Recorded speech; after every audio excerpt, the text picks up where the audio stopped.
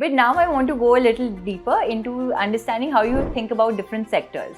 10-15 sectors, total 63 sectors, subsectors including 64-65. I divide them into high level of cyclicity, medium level of cyclicity to low level of cyclicity. Like even FMCG is cyclical, but their cycles are so slow, it doesn't feel that it is cyclical.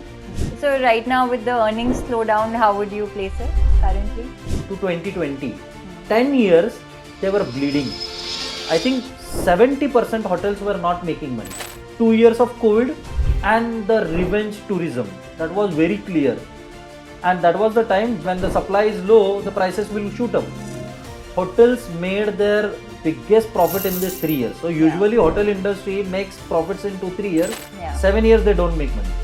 But where do you think we are currently in the commodity cycle? I think we are in a commodity bull run at least till 2029. Hello and welcome everyone. I am your host Shrishti and my guest today is Mr. Suyog Dhavan, founder and CEO of Strategic Alpha. Today's episode is a part of a 4-part series where we cover Suyog's journey into building Strategic Alpha into an institution of its own. He started from very humble beginnings. He in fact shares stories about how he almost faced insolvency and came out of it through resilience and sheer mindset and hard work. We talk about his investing framework, his theory of FTVT, as well as incorporating different elements of thinking through sectors as well as evaluating different opportunities and sectors to invest in. We also talk about the commodity bull run and what you should be doing in this gold, silver and the commodity run-up that's happened. After watching these 4 episodes, you will be left with life-changing investing wisdom that he has applied in his personal life and over 2 decades of building Strategic Alpha. He also talks about Conviction Club, which is a community of like-minded peers who've come together with a shared purpose of building generational wealth through investing in stock markets. Hope you enjoy watching. Hi Seyog, welcome to another segment. We've covered so much ground in terms of multi-baggers, idea selection, idea generation, fund managers, your life and investing wisdom.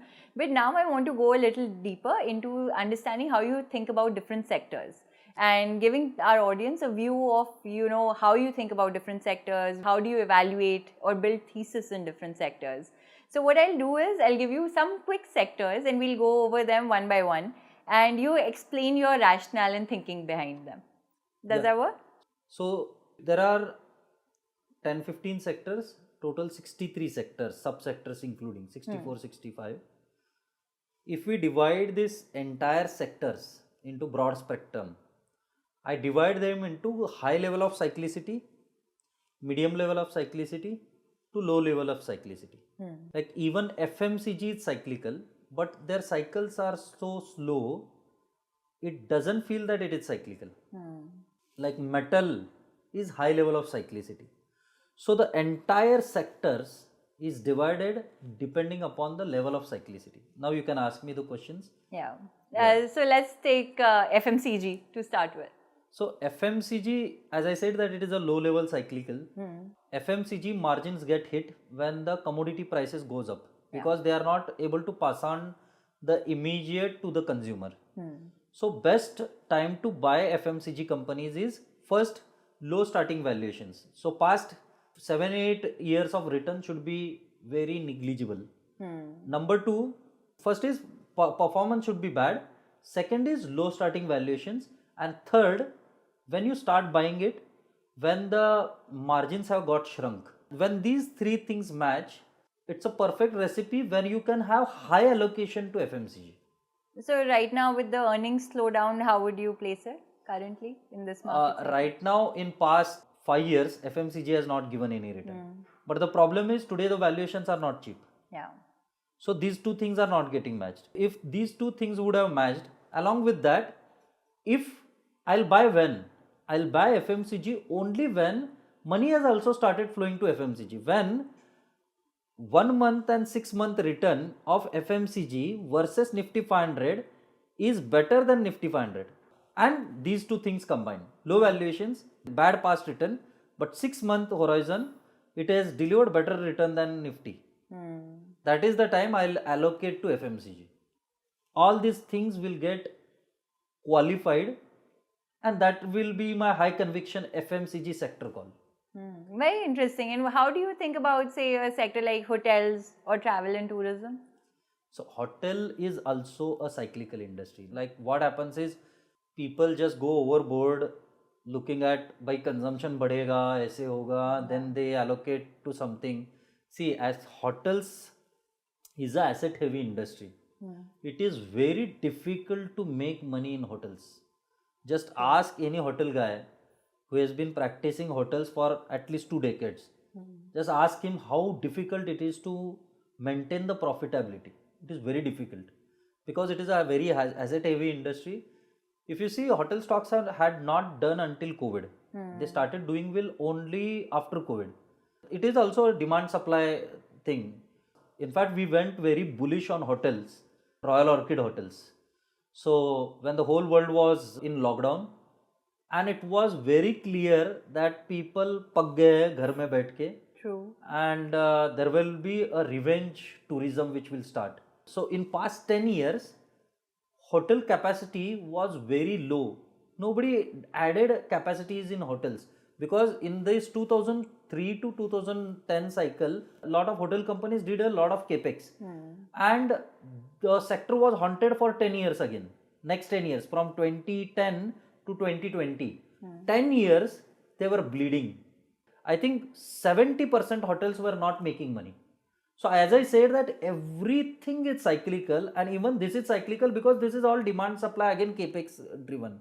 So 10 years of no supply, no new hotels coming, and sudden change in the mindset of the people, 2 years of COVID and the revenge tourism, that was very clear. And that was the time when the supply is low, the prices will shoot up. Hotels made their biggest profit in this 3 years. So usually hotel industry makes profits in 2-3 years. 7 years they don't make money.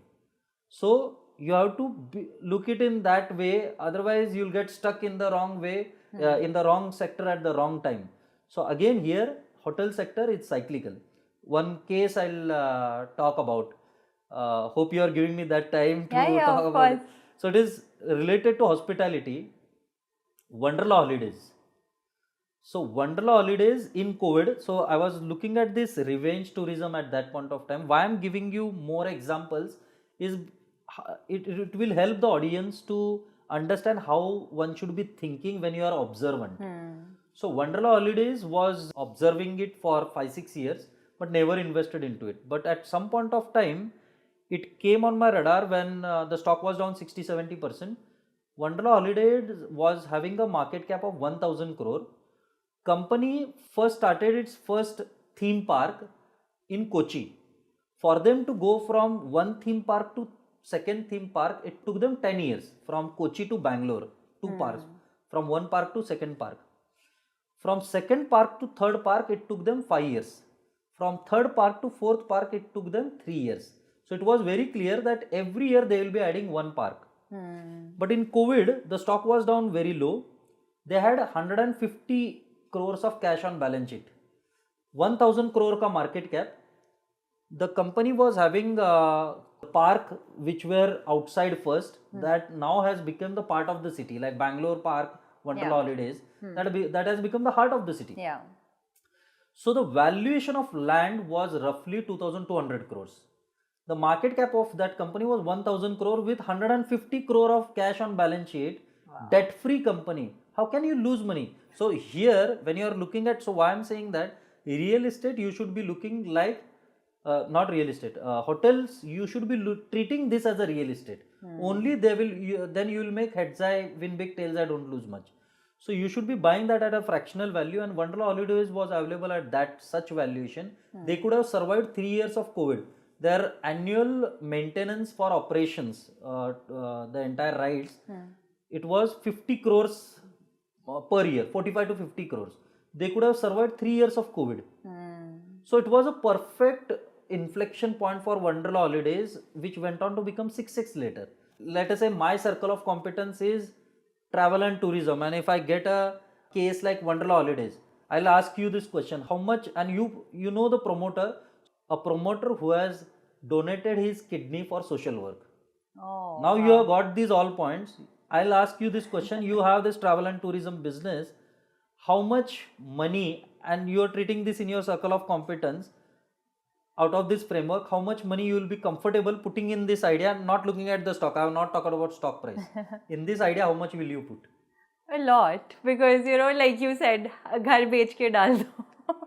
But obviously not to that extent. Yeah, but like, at least you have that decent framework value. and conviction, right? Yeah. So in the same way, first you look at sector, but you look at these bottom up ideas, Yeah. where you get this low risk and high reward. The stock went up 6x after that. And would you say the same for real estate? Because Real estate is also same. Yeah. Everything is cyclical in this world. Same goes with real estate.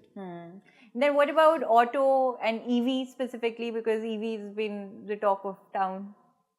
See, EV is just a fancy word of auto, but EV is also cyclical. Again, it is closely related to the GDP of the country. Yeah.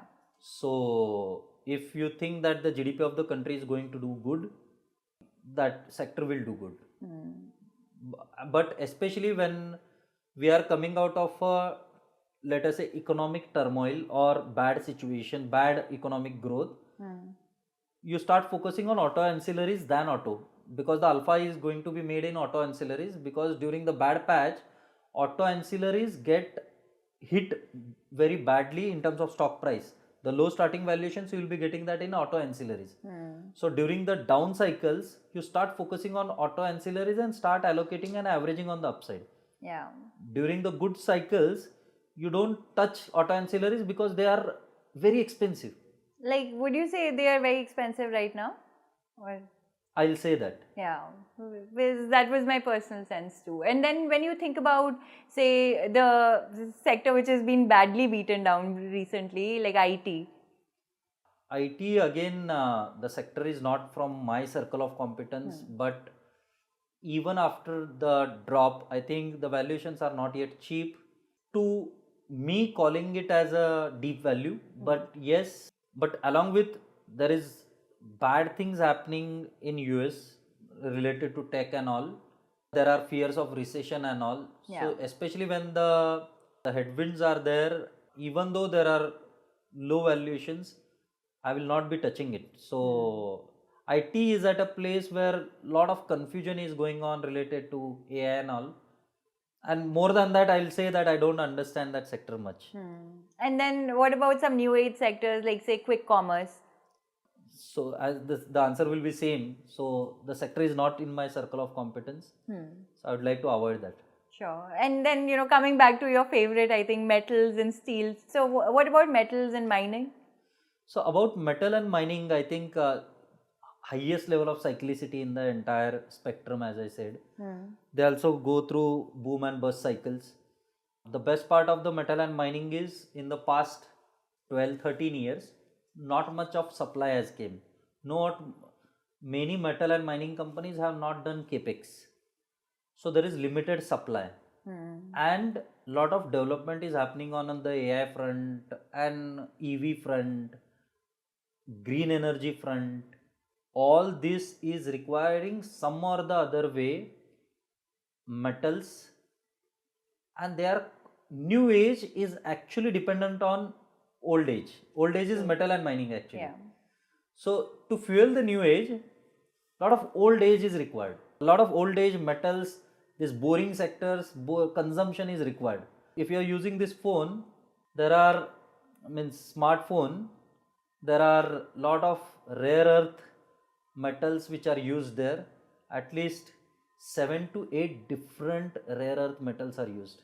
Lot of EV, whatever it is coming, there is a fight for rare earth, right? Yeah. You must have seen that. Yeah. Even this budget, I think, will see a lot of action from government on rare earth and critical minerals. So all of new age, whatever it is happening, is dependent on old economy metals. And especially when the capex has not yet happened, these all companies have a bright future, at least for next 3-4 years, unless and until the next fresh capex starts. That's so true because there is this whole China confusion where they were trying to block our access to rare earth, and the government needs to do something about it. I think all our manufacturers also stood up and addressed the government for that. But here this brings me to a very interesting maybe case study. We can do it as a case study because you spoke about the commodity bull run, right? And talking about metals, mining, I think we are going in that direction. If you can talk about how you built your thesis for a commodity bull run, it will help people understand how you build like a thesis from scratch, and then they'll be able to apply it in their investing journey. I've been talking about it since 2019 that global power shift is happening from west to east.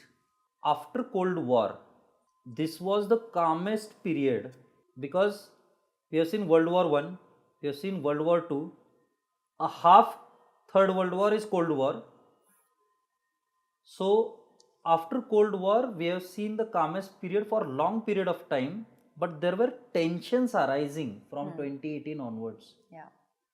2018-19 onwards, and I have been saying about it that global power shift is happening from west to east, and west is not able to digest that. And whenever such unrest has happened, be it past, you look at the history, there has been commodity bull run which has followed. So if you look at the history of past 200 years of commodity bull runs, post World War One, there has been a commodity bull run. Post World War II, there has been a commodity bull run. During Cold War, there was a commodity bull run. From 2001 to 2008-10, it was emergence of China. So somewhere new emergence, industrialization of China made a new commodity bull run. And again, today there is a fight between US and China who owns the maximum of commodities. True. So this is not a war. If you want to win this war, means if you want to be at a dominant stage, being that global superpower, you can only have that when you have maximum commodities under your control. So that is the thesis based for entire commodity bull run. I have been from 2019, we have written a blog on it. In fact, in 2022, we made a video on it, Commodity Bull Run 2020 to 2028. And we specified all those reasons. In fact, we'll be talking about it now. So each commodity bull run had reasons. And this time, the reasons for commodity bull run are this power shift which is happening. But apart from that, endless amount of money printing which US has done. Yeah. Usually what happens is, see, US after the World War II, they got this understanding that we have a edge because war was never fought on US. They were the strongest during all this World War thing because they supplied arms and ammunitions to the fighting countries. So they emerged richer. Yeah. And during that time, the global reserve currency changed from what was a pound. Earlier it was pound. It was the British From pound, it became dollar. From dollar, they said that by dollar abhi will be the reserve currency, and people started using dollar because the whole world knew who is the gunda in this entire thing. So dollar became the currency which started trading among the countries. So dollar became dominant at that point of time. Earlier they were backing the dollar by gold. Earlier they were backing by gold, and they knew how much money they were printing, exact amount of gold they need to store in their vaults. But later on, that gold backing was removed, and they were able to print the money how much they wanted. Yeah. No matter, means nobody cared and nobody knew, because today we are in this internet era. During those times in 70s 80s, nobody knew that dollar backing chala gaya. So people were using this currency USD, where they made printing. It was so simple for them, just print the money and order something from Vietnam, order something from India, order. So literally they robbed the entire world. They robbed the entire world because endless amount of money printing. Until internet came, people didn't realize it. People realized it in 2003, 2004 first. Like what we are seeing now, people are worried that recession hoga. People were talking about recession from 2004 only. Yeah. But it didn't happen. Like Michael Burry, if you know Big Short, the Big Short, he was planning for the Big Short from 2004, 2005. But he got it right in 2008. Because they kept pushing the debt ceiling by printing more and more money. Yeah, so they kept on doing that. 2008 is the first time when this subprime crisis is just the outcome of it. But the entire thing was dependent on this money printing, endless amount of massive money printing. So 2008, after the global financial crisis, US has done such evil things to the entire world. They will not be forgiven by the entire world. And that is what is the outcome, the reason for this commodity bull run right now. So 2008 was the time when world understood it first that we have got robbed. It is same like that. Endless amount of money printing. The seeds of current commodity bull run were sown in that period of last commodity burst, because last commodity bull run from 2001 to 2010 was because of China's emergence, but it ended because of global financial crisis US. But that was the time when the seeds of this current commodity bull run were sown, because that time what happened, because of commodity prices went up, a lot of people did capex, and when the capex was there but global financial crisis happened, all went through the bad cycle. So you can understand, your capacity earlier for commodities was 100, when you had money you did the capex to 2x, and suddenly the demand goes away. So these commodities went into the bad cycle for 10 years, from 2008 to COVID. But in that 10-year period, lot of new age, new developments, EV, solar, all these things happened. So earlier the commodities capacity was 100, they raised it to 200. Demand was 120, but slowly from 120 the demand reached to 300, let us say. Today in 10 years, because there was no, so commodity producer, how they do make money? When the commodity prices are higher than the cost of production. So when they had no money, commodity prices were so low historically, they were not making money, no capex. So there is a demand supply mismatch. Demand went away up. So copper, the demand for copper compared to 10 years before has went up 5 times. So demand for silver, because of solar and all that, it has went up 5 times. But where is supply? Because for supply to come up, like copper mine takes 27 years. So there is a demand supply mismatch. Along with that, why gold and silver is going up is because of low trust in the dollar system. People are dumping dollar and buying gold. So any commodity bull run, first it starts with gold, then it enters into silver, then it enters into industrials, be it copper, aluminium, zinc, then rare earth, then later on agri commodities. This is the thesis of a commodity bull run, and we have discussed more in detail in our commodity bull run session, and because of which, for the reasons which I mentioned, the birth of fresh commodity bull run started in COVID, but it got paused in 2022 when the interest rates once again went up. When the interest rate goes up, the commodities become expensive. When the interest rate fall down, the commodities become cheap. So when the interest rates went up, where endless rate hikes done, the commodities bull run got paused, not stopped, and it restarted some 6-8 months back. Wow, that was like such a good summary of everything that we've lived through, because to understand different cycles, one does need to understand what's happened earlier in history. So giving this example of wars and the geopolitical tension and how the US is kept going on pushing its debt ceiling to an extent where they've bankrupted themselves almost, right? So this is a big shift in world order, and thank you for sharing it for our audience to understand it better. It would be really helpful for them. Thinking through this cycle a little bit more, because we've obviously understood that there's long history associated with it, but where do you think we are currently in the commodity cycle? So usually if you look at the history, all the commodity bull runs, it is very difficult to actually tell how long it is. But if we went through an analogy and taking the average of all the commodity bull runs, so in past the average commodity bull runs has been 10 to 12 years.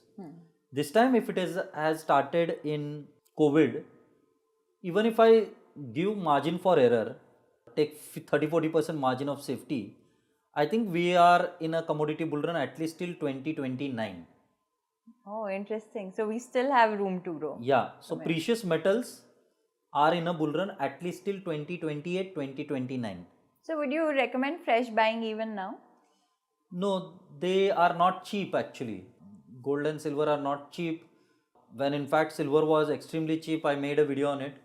I'll continue my SIP. I'll not sell my physical gold and silver in my lifetime, because gold and silver are, see, if you look at past history of commodity bull run, in the commodity bull run in past, silver has given at least 11x to 22x returns. 11 to 22x return. This time if it is started, we are just halfway down the line. But that way, but there is no margin of safety. Yeah. So if I am holding gold and silver in my home, I should never think of selling it, because I think at some point of time gold should reach a place where it will become difficult for people to roam around outside wearing gold. One would I'm argue that it's actually already worried. started happening, in certain parts and countries, like, But it is just up 2x, right? 2x or 2.5x. In the commodity bull run, it rises much higher than that. But let us say if I have no targets as such, we are just talking this as a scenario. Let us say for 10 gram, 5 lakh rupees, and you are wearing that gold. It will become so difficult for people, because I am fearing that if the robbery gets increased because of that.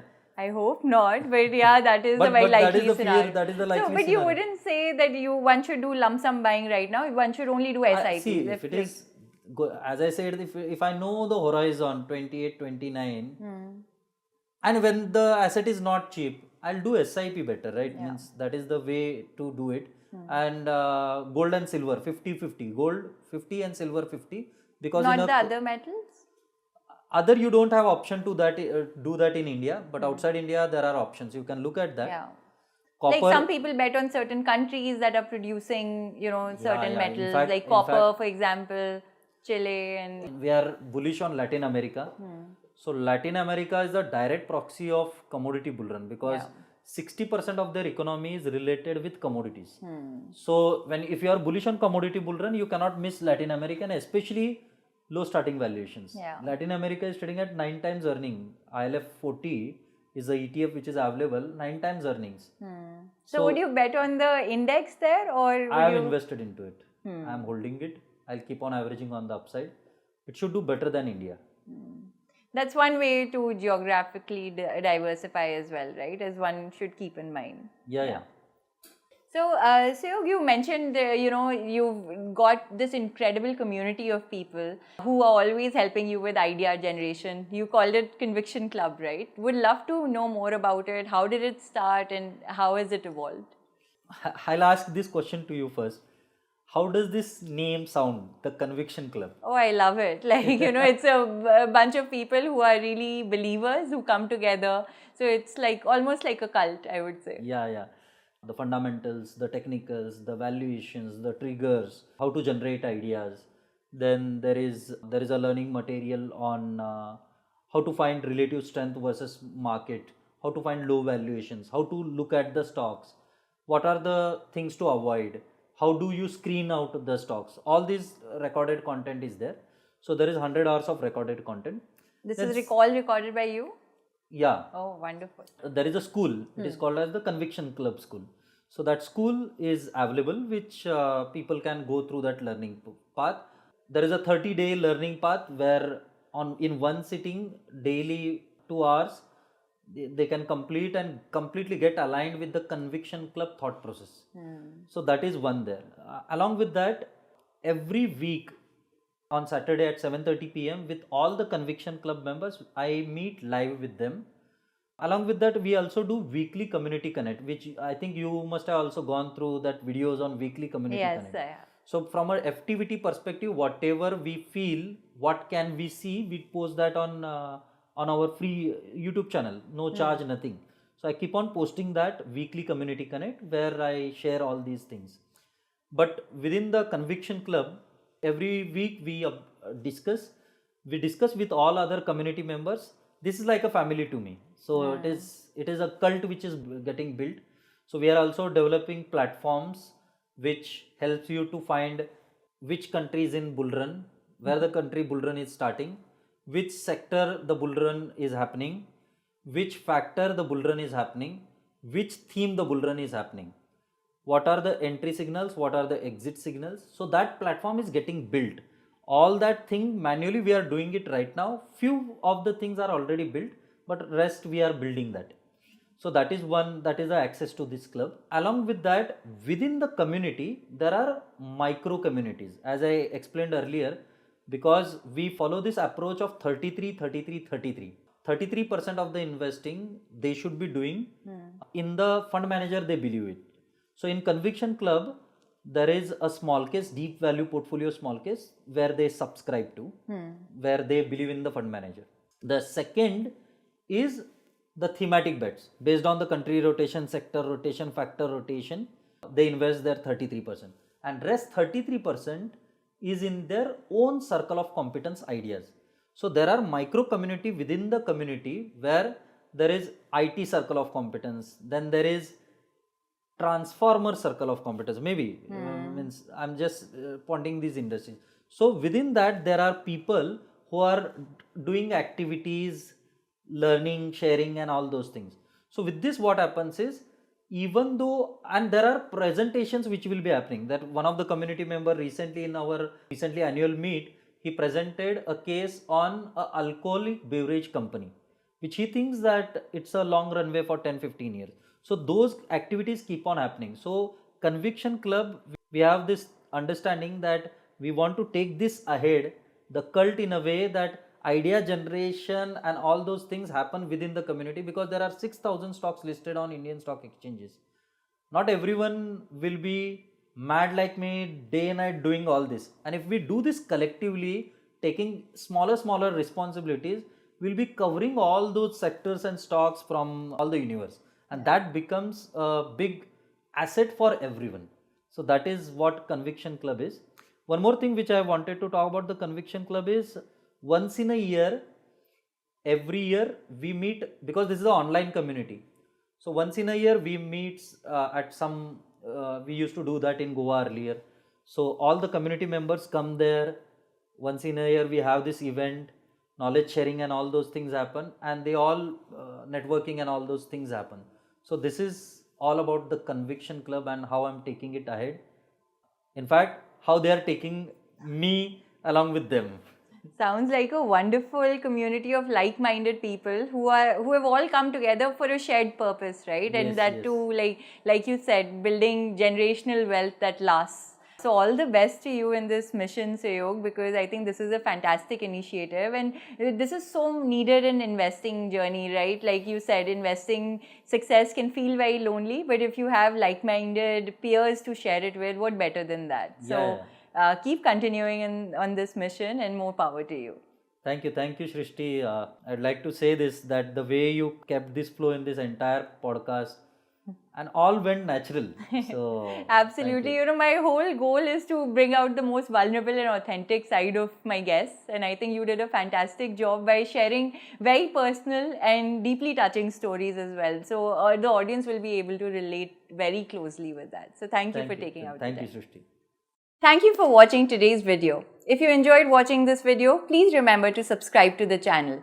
It will help us in bringing you better and better content each time.